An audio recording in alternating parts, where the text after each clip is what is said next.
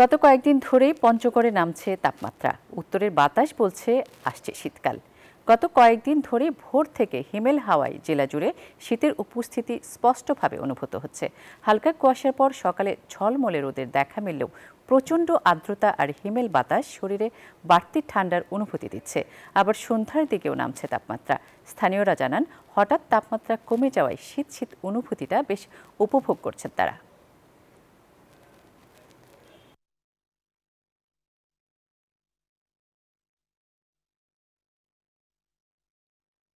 সকালে বেশ হালকা ঠান্ডা, সাথে একটু পরেই রোদ ওঠে। রোদটা বেশ উপভোগ্য একটা বিষয় পঞ্চগড়ে। তো বেশ আমেজ চলতেছে আর কি। এখন হেমন্তের শেষে একটা শীতের যে শীত উপভোগ করার মতো একটা সময় চলতেছে এখন আসলে পঞ্চগড়ে। এখন কুয়াশা কম, রোদও উঠে এবং ঠান্ডাও করে। তো সকালে করে একটা রোদ উঠে, এই রোদটা অনেক মজা লাগে এবং খুব উপভোগ করা যায়। আর মাঝখানে একটু রোদের তাপমাত্রা বেশি থেকে আবার রাতে অনেক শীত পড়ে।